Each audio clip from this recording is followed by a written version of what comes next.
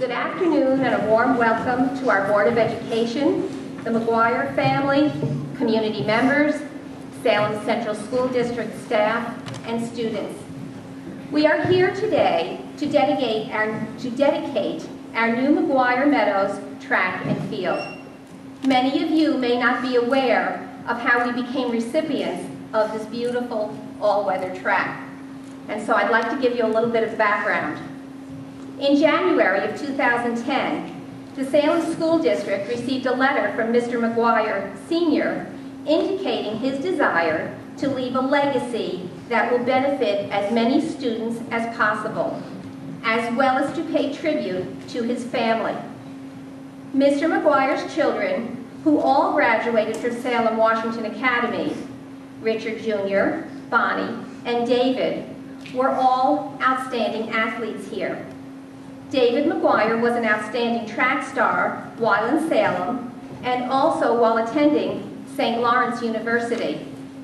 Richard McGuire Jr., who is here with us today, as well as his brother and sister, and who will be speaking with us shortly, also participated in track and field at Salem and also at St. Lawrence University. Richard Jr. then coached track and field for 9 years at neighboring Greenwich School, 2 years as assistant track and field coach at the University of Virginia, and 27 years at the University of Missouri.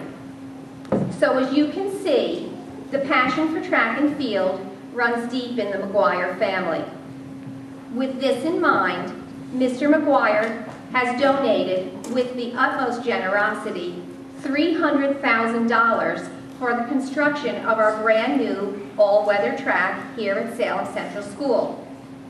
Mr. McGuire is quoted as saying, in his letter to the Board of Education, "Track and field is a sport where success is not measured by being better than everyone else. Rather, it is an endeavor for measurable self-improvement. Each day, do better than you did the day before. That takes effort and commitment. That is the lesson that each young person can carry into life. Every day, strive to be a better person than you were yesterday." Mr. McGuire dreams to see physical education and athletics develop to its fullest potential. The sport of track and field offers diversity for developing skills, more exposure to healthy activity, a huge opportunity for more students to be able to participate. McGuire Meadows track and field will allow for exactly that and much, much more. And so with board approval to accept Mr. McGuire's monetary gift, and as well as a passing vote by our community, Mr. McGuire's dream for the future of our children has been realized. We cannot thank him enough for supporting our children and possibly your children, as they will be given, or have been given and may be given, this new opportunity to better themselves individually and to strive every day to be a better person than they were yesterday. With this being said, I would now like to introduce Mr. Richard McGuire Jr., who is the retired Director of Sports Psychology and Athletics at the University of Missouri, as well as the head track and field coach for 27 years. While coach at the University of Missouri, Mr. McGuire had 143 All-American recognitions, 110 conference champions, 29 USA national team members, 7 NCAA champions, 3 collegiate records, 5 Olympians, 2 with winning Olympic silver medals. Please welcome Mr. Richard McGuire.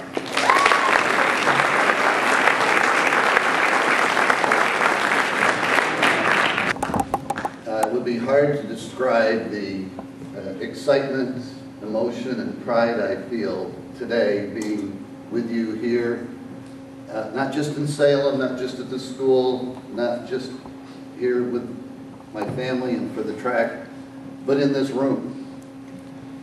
50 years ago today, Salem had just won its second of 4 consecutive Section 2 basketball championships, and this room was kind of like the center of our world.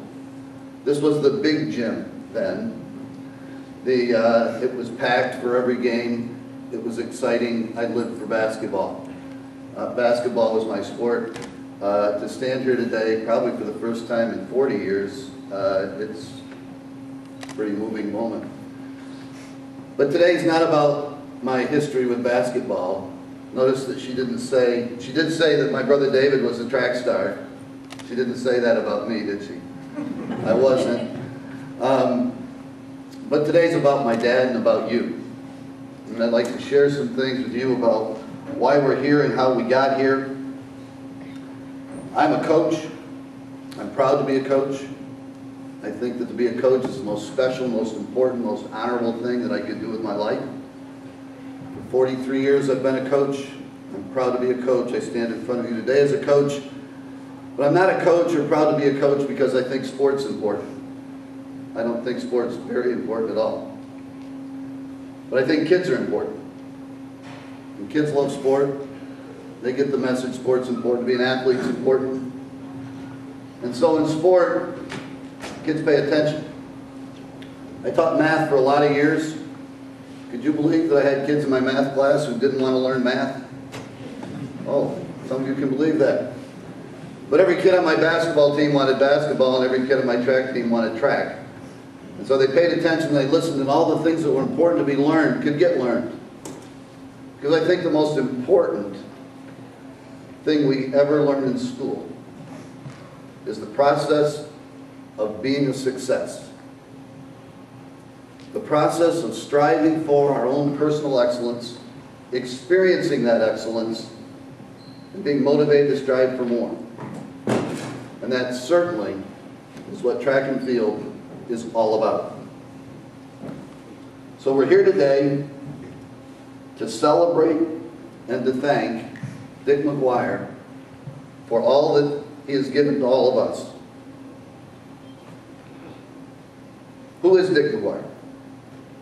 Well, he's my dad. I'm proud of that. Somebody said to him recently, "You lived all your life here on the farm?" His answer was, "Not yet." But he was born here, raised here, dairy farmer. As I grew up on the farm, the thing that I always noticed was that somehow all the work got done, but my dad was thinking a lot about everybody else. He loved his town, he loved the community, he loved the school, he loved the kids in the school, he loved his neighbors. And when people had problems or trouble, he'd stop what he was doing to go help others. My dad loved track and field. He was a 5-sport letter winner here at Salem. He was very proud of that. Football, basketball, baseball, track, and cross country. But he really loved track and field. And he loved his family. I'm very glad that my sister Bonnie, brother David, my wife Jane, David's son Cooper, my dad are all here together, sister Norma, to celebrate this really fun day. My mom Polly passed 3 years ago, so I'm believing that the bright sunshine today is her smile. Our parents shared with us when we were young that we could be anything we wanted to be, as long as we were willing to work hard to get there. I didn't understand at first how important that understanding was that he was sharing with us. We could be anything we wanted to be if we were just willing to work hard to get there. We lived on a family farm. And on a family farm, the family helps. And most of our neighbors were family farmers. And most of the kids in my class were from family farms. And most of my friends milked at 5 in the morning before they came to school. And most went right home from school to milk again, and spent their weekends and summers working hard on the family farm. My dad and mom said, you can be whatever you want to be. That school's got a lot of activities in it. It's got sports, it's got music, it's got clubs. You can join any of them you want.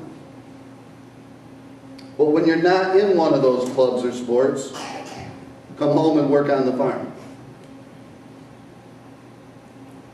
Now, my dad didn't raise a dummy. So you understand that I don't think there was ever a day from 7th grade on that I didn't have some activity after school.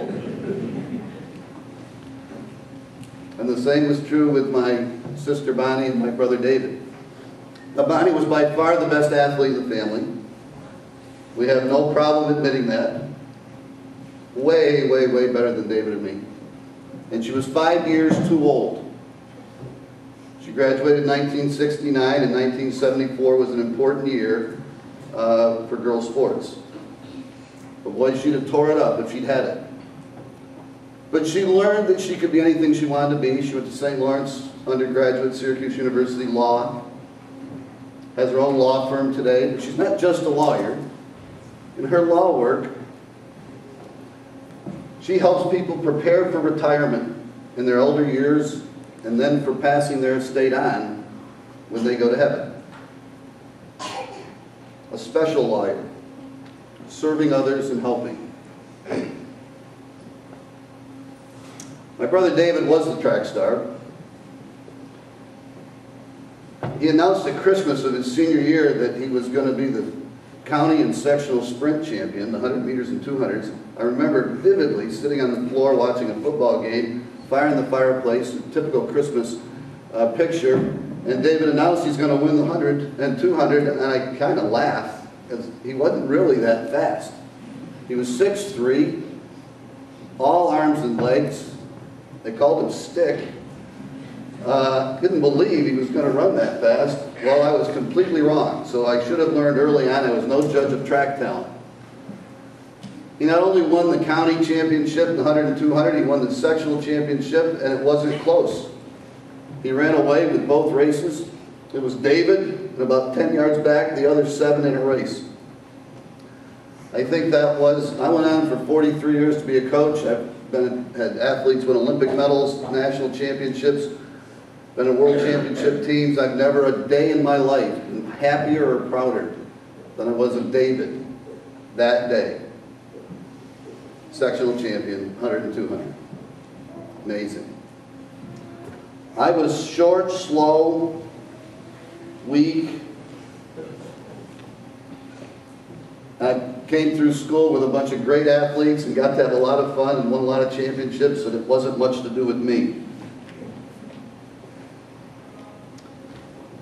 But I watched a lot of people get hurt by coaches screaming, yelling, cursing, threatening, humiliating, demanding, demeaning, in the name of motivating them to be better athletes. And I'd watch my dad never get mad at a cow. I never heard him cuss at anybody, scream at anybody. Never hurt an animal or hit an animal, much less a kid. I learned that I knew there had to be a better way. God couldn't have given us something as good as sport, and had the only way we could get good at it is through that garbage. So what I was striving to be was a better coach. I was striving to be a coach that could find a better way to, without being demeaning, I could still encourage people to be the best they could be, to strive for excellence. I learned that I didn't coach basketball.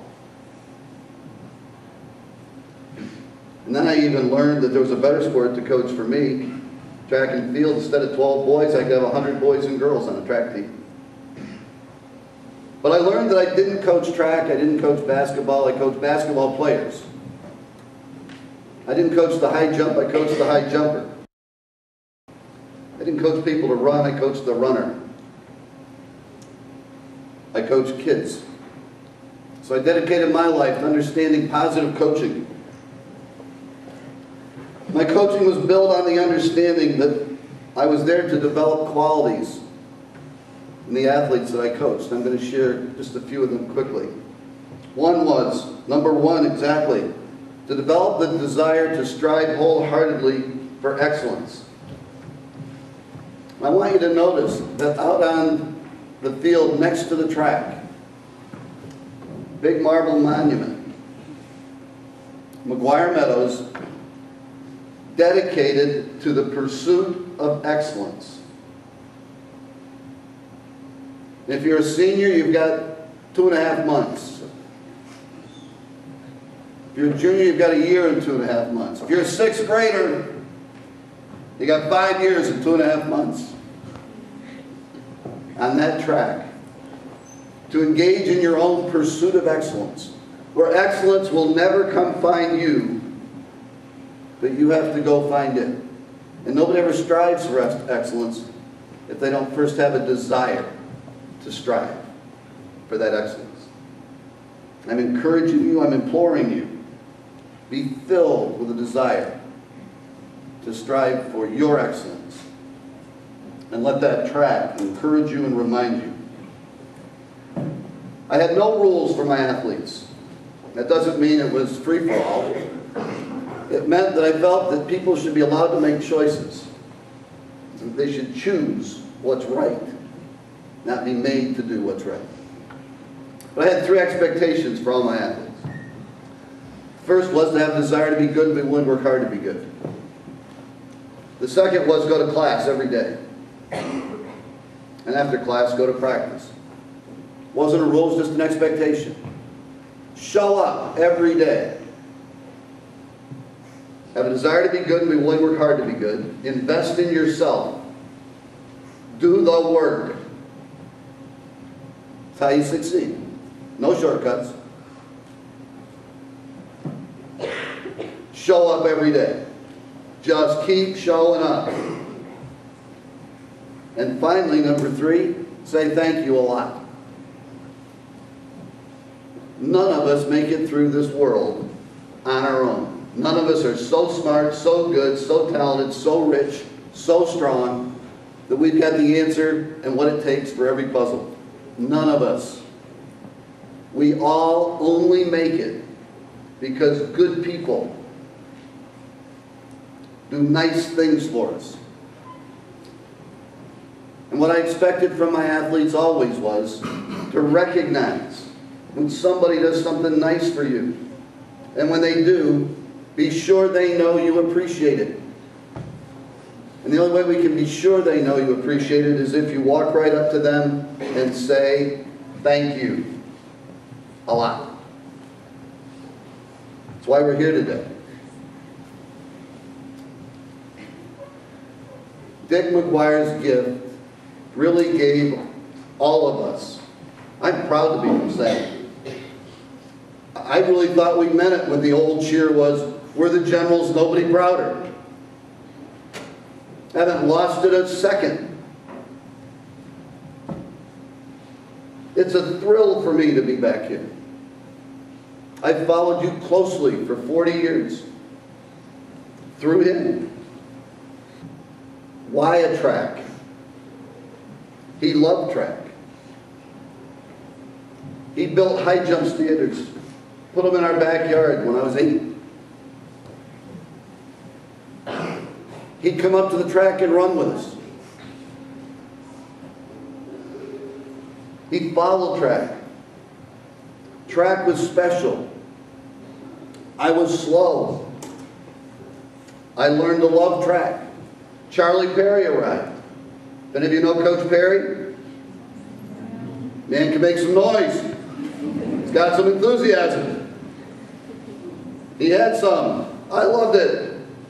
When I was in the 8th grade, he put me in his VW and drove me to Schenectady to the big policeman's meet. Saw Jesse Owens, maybe the greatest track athlete ever. Saw athletes from Long Island and New York City, Suffolk County, Wow, were they fast. What a dream. Track and field. Track has a place for everybody. Most sports don't. Big people, little people, fat people, skinny people, smart people, not so smart people, fast people, slow people, weak people, strong people. All people have a place on a track team. Everybody has a place on the track team. And track's not about who you beat. It's about who you are and what you do. Everybody can be better tomorrow than they were yesterday. That's the thrill of track. Track's reality. There are no shortcuts. No shortcuts. 400 meters is 400 meters. You can't cut the corner. Everything's measured, everything's timed. Somebody can't forget to pass you the ball and mess up your game. And you can't blame it on them if you don't do your best. It's about life. It's about investing yourself, working every day to get better, on the track and in the weight room. The Olympic motto is Siltius, Altius, Fortius. Swifter, higher, stronger. That's what track is. Get faster, get higher, get farther, stronger every day. It's about disappointment. If you work hard in track, you get the reward of your effort. But not always. I'll tell one story, and then we'll celebrate. The story is about a young man from a town a lot like Salem. Eldon, Missouri. Boy's name is Christian Cantwell. Christian was a pretty good shot putter in high school. It's about 60 miles from my home in Columbia, Missouri. He was a pretty good shot putter. He threw 60 feet 10 inches. That had him second in Missouri. 60 feet 10 inches with a 12-pound shot. He was 6'6", 280 pounds. He came to the University of Missouri. I was thrilled. He was recruited by everybody in the country. He picked Missouri, even though I didn't have a whole scholarship for him. I was very happy. But I had no idea how happy I was going to be. See, early on we figured out that Christian maybe was the best ever. I don't mean the best at Missouri ever. I mean the best on the planet ever. He was on my team, my athlete, from Eldon, Missouri, just like Salem. Who'd have thunk? Christian's freshman year, he did very well. He won the Big 12 Conference Championship. He went to the Olympic trials that year, 2000. He had 3 fouls, didn't get a mark. We're in the middle of the season in his sophomore year, and Christian was sloppy. He was falling out of the ring a lot. He wasn't getting all his throws measured. He was heaving the ball. He wasn't putting it. He was heaving the shot. He wasn't disciplined. So one day in practice, I called him over and said, "Christian, what are we preparing for?" He said, "Well, Coach, I think we're preparing for the conference championship." I said, "I don't think so, Christian." I said, "Tell me if you don't see this picture." "I think we're preparing for the World Championships in about 5 years." "Oh, Coach, that'd be cool."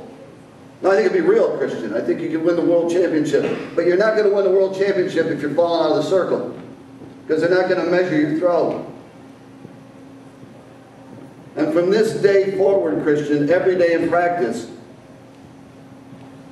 every throw is measurable. You've got to learn to stay in that circle, because what you're preparing for, Christian, is at the World Championships in 5 years, you're going to have your 6th throw. That's going to mean you're in the final, you're at your final throw, and you're not in the money yet. You're 4th, 5th, 6th. And on this throw, you've got to deliver the best throw of your life, and it has to be measured. And every day from now till then, that's what we're practicing. Doing it right.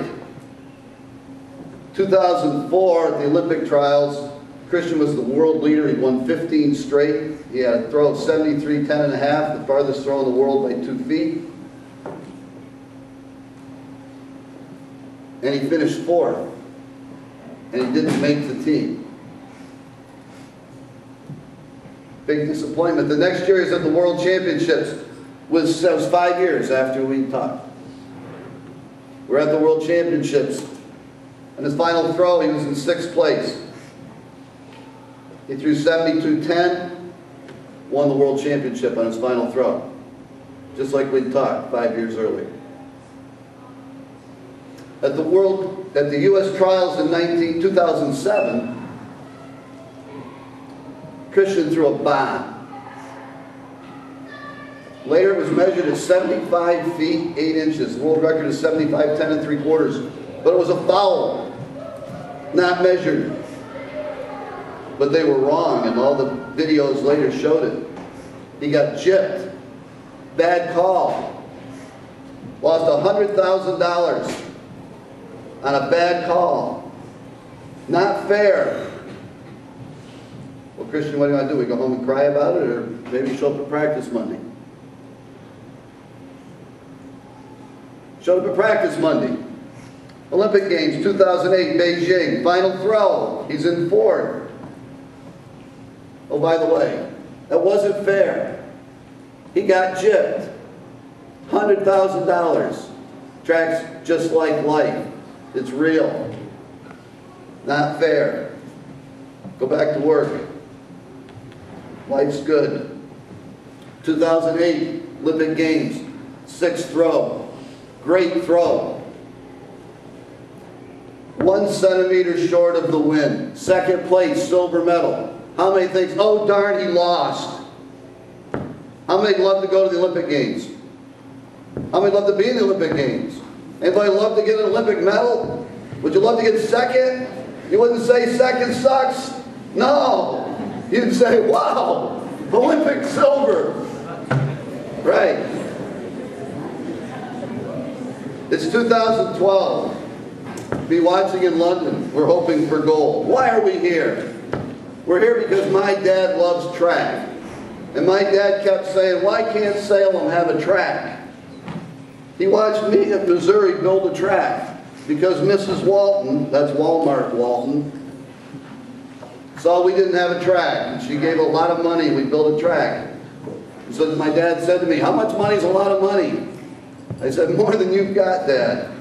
He says, well, maybe not. Why couldn't Salem have a track? These kids deserve to have a track.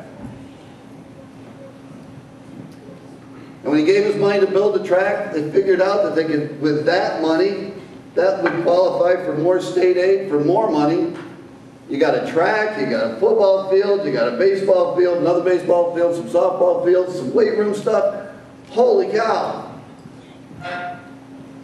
All because Dick McGuire thought, why can't these kids have a track? God darn it, they can have a track. I got enough money, I'll give them half my money, they can have a track. I think he did something nice for all of us.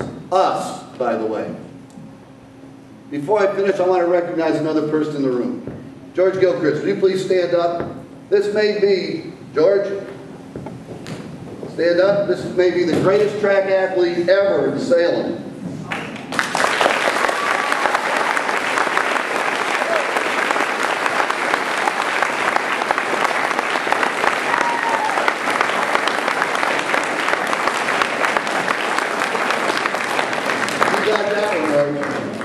Charlie Perry kept saying to us, somebody's got to beat George Gilchrist's record in the mile. Man, we didn't get close. Holy cow. That's all I ever heard. George Gilchrist, George Gilchrist. Well, there, we've all met him. And this is the day I met him. Thrilling for me. Now, what's left to do here? I'll tell you what's left to do.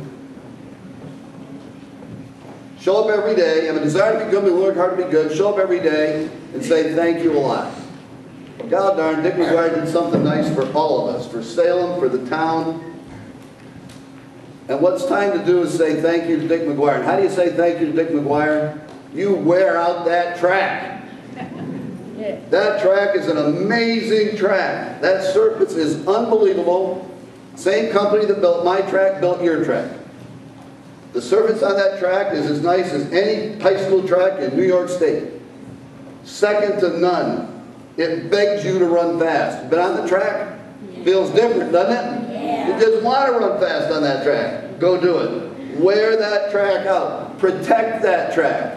It'll last you 10 years. 10 years, we'll do it again on top of it. But 10 years, wear that track out. That's how you say thank you. Have great track meets, love track and field, get healthy from it. Number one problem in America, obesity. We're all going to get thin out on that track. Okay, wear it out and say thank you. Stick with that.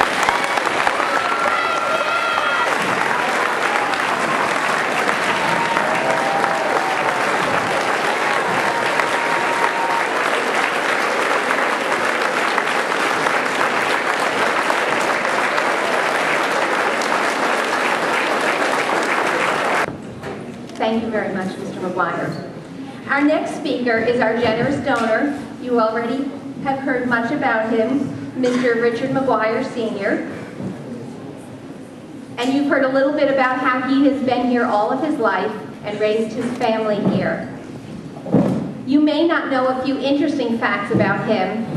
In addition to being a farmer, he also happened to be the Commissioner of Agriculture and Markets in New York State from 1989 until 1995. And his late wife, Polly, was an educator here, first as a music teacher for a few years, and then I believe for 16 or 17 years as a kindergarten teacher. She retired here from Salem Washington Academy, I believe, in 1977. Please welcome Mr. Richard McGuire.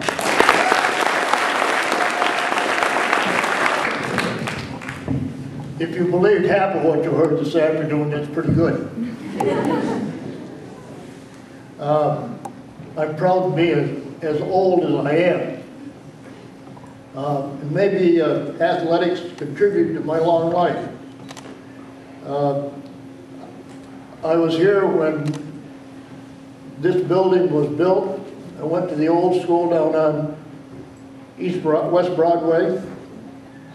My senior year, came here for postgraduate to play sports, not to study. I ran on the track when it was a cinder track, and we set a lot of records, only to find out 20 years later the track was too short. That didn't hinder us any in enjoying track and all the other sports at Salem. I'm really happy to see so many happy kids. I wish we had a couple hundred more in school, but I'm proud of every one of you. I hope you enjoy the track, and I hope you enjoy sports. Have a good time.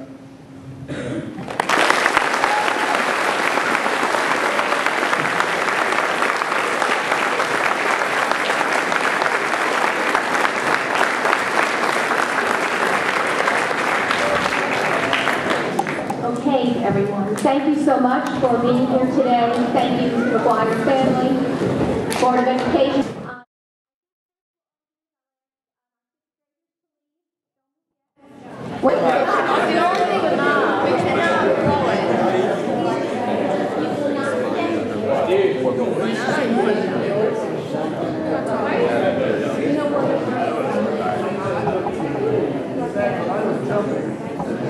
One hand and one foot.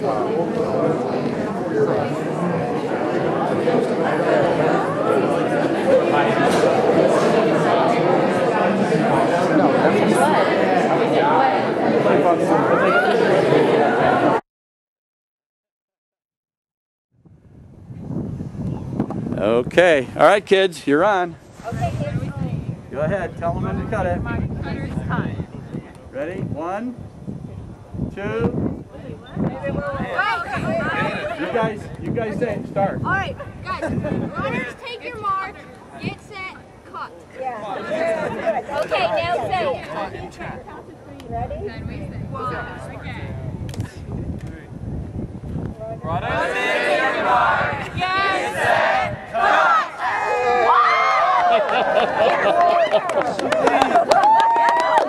I gotta get over here.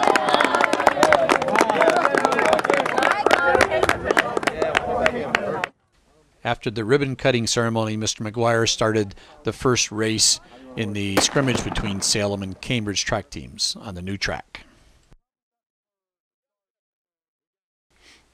Pictured here with Mr. McGuire are his daughter Bonnie, his son David, David's son, and Dick's son Richard Jr. and his wife Janet. McGuire Meadows, 2011, dedicated to the pursuit of excellence in athletics and life. Dedication of McGuire Meadows Track and Field, March 30th, 2012. Video produced by Tom McMorris, McMorris Photo. To see more videos, go to mcmorrisphoto.com and click on News.